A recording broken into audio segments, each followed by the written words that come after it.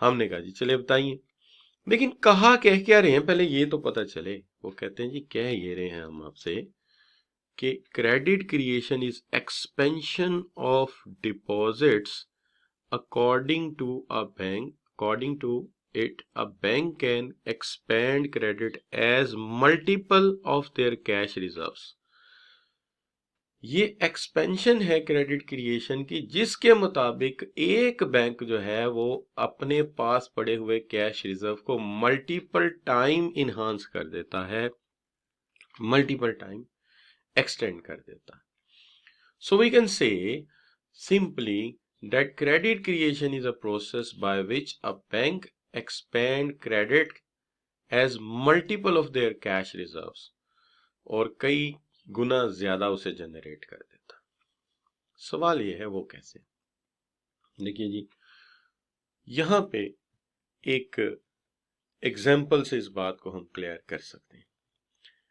पहली बात तो ये है कि यहां पे हमारी अजम्पशंस ये हैं कि तमाम ट्रांजैक्शंस जो हैं वो बैंक के जरिए हो रही हैं। All transactions happening through bank, सारी ट्रांजैक्शंस जो है वो बैंक के जरिए हो रही है। कोई भी ट्रांजैक्शन जो है बगैर बैंक के नहीं हो रही, ऑल ट्रांजैक्शन थ्रू बैंक हो रही है। पहला तो हमारा मफरूजा ये। दूसरी बात जो हम सपोज कर रहे हैं वो ये है कि लोग अपने पास आइडल कैश नहीं रखते, नो आइडल कैश। बड़ा ही कोई एडवांस मुआशरा दिखा रहे हैं। नंबर 3, स्टेट बैंक हमें देता है आरआर। ठीक है जी, आरआर क्या देता है शाबाश, बता सकते हैं आरआर क्या है? जी शाबाश, इस पर पहले आरआर पे बात हो चुकी है मॉनेटरी पॉलिसी में। शाबाश, आरआर क्या होती है? रिजर्व रिक्वायरमेंट, बिल्कुल ठीक हो गया, रिजर्व रेशियो भी कह सकते हैं। तो वो है 10%, 10% पैसे रखने का स्टेट बैंक ने कहा है। ठीक है जी, और लोन जो है वो भी बैंक के जरिए ही डिस्पर्स होने हैं। तो पहली बात, सारी ट्रांजैक्शन बैंक के जरिए हो रही हैं। दूसरी बात ये है लोग आइडल कैश नहीं रखते। तीसरी बात ये है कि 10% आरआर है, रिजर्व रिक्वायरमेंट। इन हालात में फर्ज कर लीजिए कि मोहम्मद अली साहब जाते हैं और जाके एक बैंक में 1 लाख रुपया रखते हैं। चूंकि उनकी फसल कटी थी, उनके गांव में गंदम की कटाई होने वाली है वैसे तो, लेकिन कटाई हुई जब, तो उनके पापा ने उन्हें कैश रिजर्व दिया। ये पिछले साल की बात है कि जाओ बेटा ये 1 लाख रुपया बैंक में रख दो। इसकी नीयत तो काफी आपको पता है कैसी है, ये काफी ज्यादा, ये इसने सोचा कि यार दोस्तों को पार्टी ना दे दूं और सर को पिज्जा ना खिला दूं। लेकिन मैंने कहा नहीं यार, जाओ तुम्हारे पापा ने कहा है तो तुम इसे वहीं रखो जहां कहा गया। इसने जाके रख दिया, बैंक ने इसका अकाउंट खोला, वहां पे इसकी बैलेंस शीट बन गई। बैलेंस शीट के ऊपर एक तरफ एसेट्स हैं, एक तरफ लाइबिलिटीज है। मुझे तो यही वाली आती है, आप लोगों को अमेरिकन सिस्टम की आती है अकाउंटिंग, मुझे तो ये पुरानी वाली ही आती है। तो डिमांड डिपॉजिट जो है, यानी ये पैसे जो इसने रखे हैं ये वापस भी तो ले सकता है ना बैंक से, लिहाजा ये डिमांड डिपॉजिट भी है इसका। ये लाइबिलिटी भी है बैंक की कि जब ये मांगेगा इसे वापस करने हैं पैसे। बैंक तो जाहिर जिम्मेदार है, मोहम्मद अली चाहे जिम्मेदार हो ना हो। अच्छा, अब बात आ गई क्या जी के इधर देखा जाए टोटल तो भी 1 लाख है, इधर देखा जाए टोटल तो भी 1 लाख। तो बैलेंस शीट की दोनों साइडें मैंने बराबर कर दी। आपसे पता नहीं होती नहीं होती, मैंने तो कर दी। ये बन गई मोहम्मद अली की क्या जी, कि मोहम्मद अली ने पैसे जो है वो सबमिट कर दिए एक बैंक को। ठीक है जी, बैंक का नाम है बैंक ए। ठीक है जी, बैंक ए को सबमिट कर दिए। अब बैंक ए कितने पैसे अपने पास रखेगा और कितने का लोन देगा जी? शाबाश, वो बता सकता है? 1 लाख रुपया हमने रखा है और बाकी के पैसे जो है वो 90,000 का लोन दे देगा। ठीक हो गई बात, क्योंकि मोहम्मद अली के पैसे हैं इसलिए फौरन बता रहा है कि सर इतने रखेगा, इतने कैश देगा। क्योंकि जिसके पैसे हैं भाई वो तो बोलेगा ना, बाकी बोले ना बोले। अच्छा, अब मान लिया जी ये बात आपकी मैं मानता हूं ठीक है लेकिन हकीकत बात यह है कि बैंक जब लोन देगा तो ये स्टेटमेंट की शेप चेंज हो जाएगी। ये स्टेटमेंट कैसी हो जाएगी मैं आपको बताता हूं कि बैंक ए एडवांस लोन, बैंक ए लोन एडवांस कर देता है। लोन एडवांस करने के बाद बैंक की जो स्टेटमेंट है वो इस शक्ल की हो जाएगी कि इधर आ जाएंगे एसेट्स, इधर आ जाएंगे लाइबिलिटी। ज़ाहिर स्टैंडर्ड तो वही रहेगा ना जो मुझे आता है या जो आमतौर पे फॉलो किया जाता है अकाउंटिंग सिस्टम में। एक तरफ आ गए एसेट्स, एक तरफ आ गई लाइबिलिटी। अब बैंक के पास जो कैश रिजर्व पड़ा हुआ है ना जी, अकॉर्डिंग टू स्टेट बैंक की एडवाइस आई थी उसके मुताबिक 10,000 उन्होंने रख लिया। उन्हें पता है मोहम्मद अली अमीर आदमी है, बहुत ज्यादा पैसे मांगेगा तो 10% ले लेगा, बाकी पैसे तो आमतौर पे भी ये बैंक से निकलवाता ही नहीं है। इन लोगों का करोड़ों रुपया पड़ा हुआ है, नहीं याद भी नहीं कहाँ पड़ा हुआ है। मैसेज आ जाता मोबाइल पे, ये लोग देख लेते हैं कि अच्छा भाई ठीक है कोई बात नहीं। चलिए बहरहाल जी 90,000 रुपये इधर से लोन एडवांस हो गया, लेकिन टोटल तो 1 लाख ही रहेगा ना जी। एसेट्स तो 1 लाख के हैं ना अभी भी, क्योंकि लाइबिलिटी किसी को दी है तो आप जानते हैं कि जब हम किसी को कर्जा देते हैं तो वो होता तो हमारा एसेट ही है ना, तो इधर भी टोटल इतना ही रहेगा। और इस तरफ तो आप जानते हैं कि मोहम्मद अली के पास पूरा हक है कि उसका डिमांड डिपॉजिट है, और वो बहरहाल है 1 लाख ही। ठीक है जी, अगर 1 लाख मांग लिया तो आपको पता ही स्टेट बैंक साथ खड़ा हो जाएगा आके, कमर्शियल बैंक है, वो कहेगा अच्छा चलिए 90,000 मेरे से ले और उठा के इनके मुंह पे, नहीं सॉरी, उठा के इनको दे और जान छुड़ा। ये लोग एक दिन जमा कराते हैं, दूसरे दिन लेने आ जाते हैं, अजीब लोग। लेकिन ऐसा नहीं, मोहम्मद अली ऐसा नहीं। अच्छा बच्चों, तो ये बात होगी कि हक तो है उसका, बहरहाल ये ऐसी बात नहीं है, लेकिन ये कि आमतौर पे लोग करते नहीं है ऐसे पैसे। लोग बस ज़ाहिर है बैंक में पैसे वही रखते हैं लोग सेविंग करने के लिए, इसलिए फौरन नहीं आ जाते। अब जहां तक सवाल है कि ये चेक जो निकला है, ये वाला चेक, ये चेक निकला है, दिया गया है, ये चेक दिया गया है 90,000 का, किसको? जिसको लोन दिया गया। अब लोन लेने के लिए फर्ज कीजिए एक बंदा चला गया और उसने कहा जी मुझे लोन चाहिए, और उसका नाम है लेट से अब्दुल रहमान। अब्दुल रहमान को लोन मिल गया। अब अब्दुल रहमान ये चेक ले लेता, ठीक है जी, अब्दुल रहमान ये चेक ले लेता है, और जाहिरी बात है अब्दुल रहमान जो है वो जाके कहीं ना कहीं इसको जमा कराएगा। उसने जाके ऑब्वियसली ये चेक जो है जमा करा देना है किसी दूसरे बैंक में। उसने उसे ये ए बैंक पसंद नहीं था, उसने जाके बी बैंक में जमा करा दिया। अब उसूली तौर पे देखा जाए तो बैंक बी को भी एक अकाउंट खोलना पड़ेगा।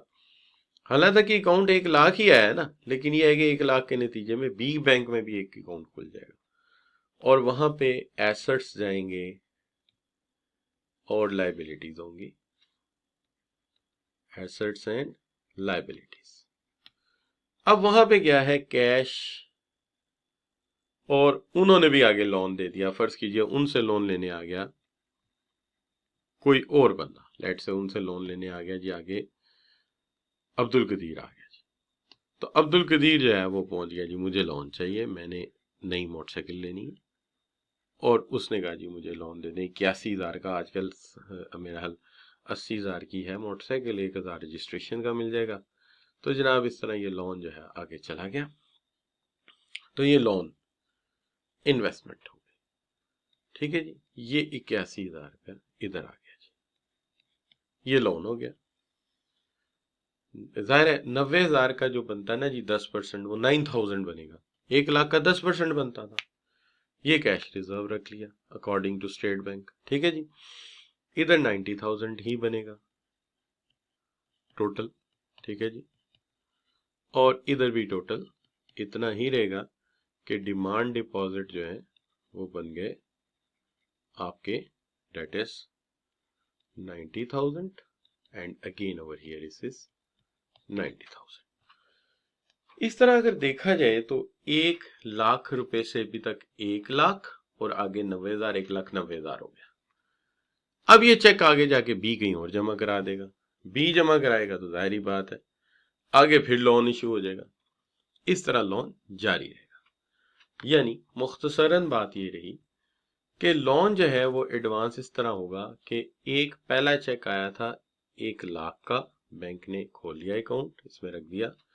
उसके बाद लोन ए ने लोन एडवांस कर दी, ए का लोन, बैंक ए ने लोन एडवांस कर दिया किसी बंदे को, 90,000 का लोन दे दिया। स्टेट बैंक की रिक्वेस्ट के मुताबिक, सॉरी एडवाइस के मुताबिक 10,000 रख लिया 10%, ये स्टेटमेंट बन गई। जिस बंदे को लोन मिला उसने जाके बैंक बी में जमा करा दिया चेक अपना, बैंक बी में चला गया। बैंक बी ने फिर उसका 10% कैश रिजर्व रखा और 81,000 का लोन दे दिया, 81,000 का। वो चेक जाकर जिस बंदे ने आगे लिया उसने सी में जमा करा दिया। सी ने फिर 81 का अकाउंट खोला 81,000 का, उसमें से उसने 8100 यानी 10% फिर रख लिया और 72,900 का लोन दे दिया। इस तरह अभी 1 लाख रुपया अभी स्टार्ट हुआ है, पता नहीं कहाँ तक जाता है, कहाँ तक जाता है मैं आपको बता देता हूँ कि देखिए ये इस तरह होगा कि 1 लाख लोन एडवांस हुआ 90,000, रिजर्व आ गया 10,000, 90,000 आगे गया, लोन जारी हो गया 81,000 का, 10% रिजर्व आ गया, आगे चला गया 81,000 का, फिर आ गया आपके पास डिमांड डिपॉजिट या चेक आ गया। जिस बैंक के पास आया उस बैंक का नाम सी है, उसने फिर 72,000 का लोन दे दिया और अप्रोक्सीमेटली 8,000 रिजर्व रख लिया। इस तरह करते करते करते करते 1 लाख रुपए का जो पैसा जमा हुआ उससे 10 लाख रुपए का क्रेडिट मनी जारी हो गया मल्टीपल टाइम। आप कहेंगे सर आपको कैसे पता चला? ये इसका फॉर्मूला है, जैसा मल्टीप्लायर का फॉर्मूला था ना, delta D initial deposit 1/RR, this is the formula. तो 1 लाख रुपया जब आपने जमा कराया तो 1/0.1 यानी इसका जो मल्टीप्लायर है उसकी वैल्यू होगी 10, तो ये बन गया आपका 10 लाख। 10 लाख में से फिर देखिए उसी रेशियो से उसके 10% रिजर्व बने हैं और 90% लोन बना है। इस तरह मल्टीपल टाइम्स ये हो गया। अब पहली बात तो ये है कि क्या ये एग्जाम्पल आपको समझ आई? टेबल सिंपल है, मल्टीप्लायर की तरह का टेबल है। तो पहली बात तो ये कि क्या ये एग्जाम्पल आपको क्लियर है बच्चों? क्लियर है तो जी लिख के एंटर कीजिए कि कर लेंगे। जी शाबाश। अब सवाल ये है कि इसको पेपर के हवाले से कैसे सॉल्व करना है। चलिए बात करते हैं। देखिए मैं आपको ये सारा जो होता है नोट्स भेज देता हूँ अपने हमेशा, ताकि आप इन नोट्स का फायदा उठाएं और इसी से याद कर लें। देखिए पेपर में सबसे पहली चीज तो ये कि डेफिनेशन लिखनी चाहिए कि credit creation is a process in which a bank can expand, यहां से लेके process in which a bank can expand credit as a multiple of the cash reserves, यानी यहां से लेके यहां तक एक ऐसा अमल है जिसमें बैंक क्रेडिट एक्सपेंड करता है multiple of their cash reserves. ठीक है, जहां पे आप ये भी लिख सकते हैं as a result of initial deposit. Initial deposit बेशक आप ये लिखें ना लिखें, इनिशियल डिपॉजिट के नतीजे में मल्टीपल टाइम जो है वो इंक्रीज कर सकता है अपना जो है वो क्रेडिट। ठीक है जी। उसके बाद ये जो मैंने टेबल्स बनाए हैं ये आपने लिखनी अजम्पशन, सारी ट्रांजैक्शन बैंक के जरिए हो रही हैं। Reserve people do not hold idle cash, reserve requirement is ratio is 10% and loan amount is disperse through cheque और बैंक। तो ये तो वैसे भी क्लियर है, पहली अजम्पशन ही आखिरी अजम्पशन है, सारी ट्रांजैक्शन बैंक के जरिए हो रही है तो जाहिर है लोन भी बैंक के जरिए होगा, चेक के जरिए होगा जी। उसके बाद आप ये जो मैंने स्टेटमेंट बनाई हैं ये आपको बनाने की जरूरत नहीं है, ये पेपर में नहीं बनानी, आपने बुक में बनी हुई है, लेकिन पेपर में इतने नंबर ही नहीं होंगे आपके पास कि आप इन्हें बनाएं। आप डायरेक्ट आएंगे मल्टीप्लायर पे। वहां पे आके आप बताएंगे द इनिशियल डिपॉजिट ऊपर लिखेंगे दैट इज 1 लाख, 10% जो है वो रख लिया आपने रिजर्व, मतलब 90% दे दिया लोन, तो 1,90,000 लोन हो गया, 10,000 रिजर्व हो गया। वो आगे चला गया, ठीक है जी, बी बैंक के पास। बी बैंक ने क्या किया, 81,000 का लोन दे दिया, 9,000 10% उसका रिजर्व रख लिया, फिर वो चला गया सी बैंक के पास। सी बैंक ने भी वही किया, उसका 90% लोन दे दिया, 10% रिजर्व रख दिया। एज अ रिजल्ट हमने 1 लाख से 10 लाख रुपए का डिमांड डिपॉजिट्स क्रिएट कर दिया या क्रेडिट मनी क्रिएट कर दिया। इसका जो है 90% लोन एडवांस हुआ है और 10% जो है वो रिजर्व है बैंक के पास। और जनाब सूरत हाल ये है कि 1 लाख से 10 लाख का क्रेडिट क्रिएट हो गया। ये करेंगे आप पेपर के हवाले से। अब यहाँ पे आपके साथ एक सवाल है। सवाल ये है कि पहली स्लाइड पे एक एग्जांपल बनी हुई है, ये भी एग्जांपल इस तरह से भी दी जा सकती है, मैंने गूगल से ली है। इस एग्जांपल में रिजर्व रिक्वायरमेंट कितनी है, आर कितनी है, को बता सकता है? जी शाबाश। यहाँ आर 20% है, चूंकि 1 लाख आया था, 20,000 उसने रिजर्व रखा, 80,000 का लोन दे दिया, वो 80,000 आगे चला गया, फिर उसने 16,000 का रिजर्व रखा, 64,000 का लोन दे दिया, वो लोन आगे बैंक सी को चला गया, उसने 12,800 का रिजर्व रखा, 51,200 का लोन दे दिया, फिर वो लोन आगे चला गया। इस तरह करते करते उसने मल्टीपल स्टेजेस में से शो किया है। ये भी एक तरीका हो सकता है, लेकिन इसके अंदर प्रॉब्लम ये होगी कि आपको जो है वो क्यूबिक्स बनाने पड़ेंगे, जिसमें टाइम लगेगा। उससे अच्छा है कि ये फॉर्मेट ज्यादा जल्दी बन जाएगा, ये वाला, ये वाला फॉर्मेट, ये सबसे बेस्ट है। तो यहां तक सवाल जो है वो ये है कि commercial bank play a vital role, spring 16, vital role in creation of credit money in an economy. Describe process of credit creation by commercial bank by means of advancing loan with the help of an example. Marks are 6, इसलिए मैंने कहा है कि एक description लिखें 1-2 line की, फिर initial deposit लें और एक स्केड्यूल पकड़ें, बस। चूंकि 6 नंबर है, इससे ज्यादा आप क्या कर सकते हैं। Spring 18 describe the process of credit creation by commercial bank and concept of credit multiplier with the help of an example. यहाँ पे 10 नंबर इसलिए कि पहले जो पेपर था पुराने पैटर्न का है, अब तो वैसे ही 10 नंबर का टोटल सवाल है और इसके अंदर कम से कम 2 पार्ट आने हैं, तो 10 नंबर हो ही नहीं सकते, लेकिन सवाल पेपर में आया हुआ है। जी बच्चों, क्वेश्चन बैंक का सवाल है 6 मार्क्स के लिए। Explain how bank can combine aims of liquidity, profitability, security when advancing money to customer. Bank किस तरह से कंबाइन एम अचीव करते हैं कि अपने पास कैश भी रखें, लिक्विड भी रखें, प्रॉफिट भी अर्न करें और सिक्योरिटी भी के साथ लोन एडवांस करें। तो ये क्रेडिट क्रिएशन ही इसका जवाब बनता है। प्रोसेस बताना है कैसे लोन इशू करते हैं, मुनाफा भी कमाते हैं, रिजर्व भी रखते हैं और लिक्विडिटी भी अर्न करते हैं। ठीक है, तो जाहिर है वो जो लोन देते हैं उसमें इंटरेस्ट लेंगे ना बाद में, वो उनका प्रॉफिट हो जाएगा। अब बात आ गई क्या, क्वेश्चन बैंक का सवाल 12.3, with the reference to process of credit creation explain briefly how commercial bank create credit, 4 marks। ठीक है जी, so this is what you can say the questions। अब आ जाए इसकी लिमिटेशंस के ऊपर कि किस सूरत में अप्लाई होगा। सबसे पहली बात मुझे ये बताइए कि अगर एक बंदा पैसे लेके जाता है और वो पैसे दोबारा किसी बैंक में जमा ही नहीं कराता, तो क्या आगे क्रेडिट क्रिएट होगा? जी शाबाश बच्चों, क्वेश्चन इज दिस कि अगर एक बंदा पैसे ले जाता है, वो कैश करवा लेता है, वो नहीं आके जमा करवाता, क्रेडिट क्रिएट होगा? कहते नहीं होगा। लिहाजा सबसे पहली बात तो ये कि कैश लीकेज हो गया, कहानी खत्म हो गई। इसलिए पहली लिमिटेशन ये कि कैश लीकेज ना हो, पैसा नेक्स्ट बैंक में जाए। दूसरी बात यह है कि अगर बैंक चाहे कि वो पैसे अपने पास रख ले, बैंक को भी तो बिल्डिंग खरीदनी है, बैंक को भी फर्नीचर खरीदना है, तो लिहाजा अगर बैंक को फर्नीचर खरीदना है, बैंक को चाहिए, बैंक कहता है एक्सेस रिजर्व मुझे चाहिए, तो भी कहानी खत्म।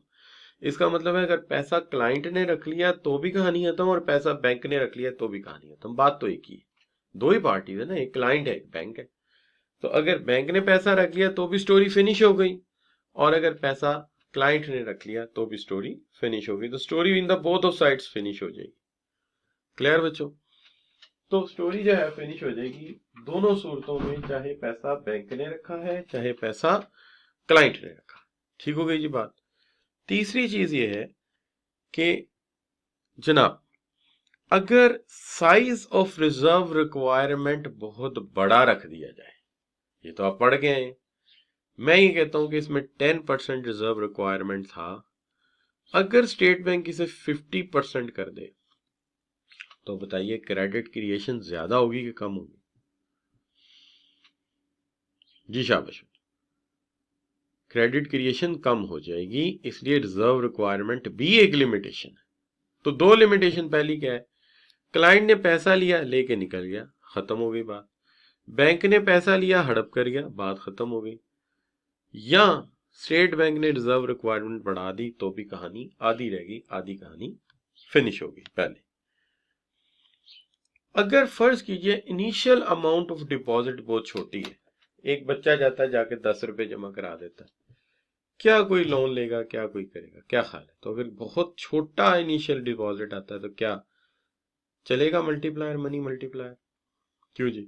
शाबाश। नो, मनी मल्टीप्लायर काम ही नहीं करेगा, क्योंकि उसकी वजह यह है कि आपने इनिशियल बीज ही छोटा डाला है। जिस फसल का बीज ही निकम्मा होगा उसने ग्रो क्या करना है? ये भी एक लिमिटेशन।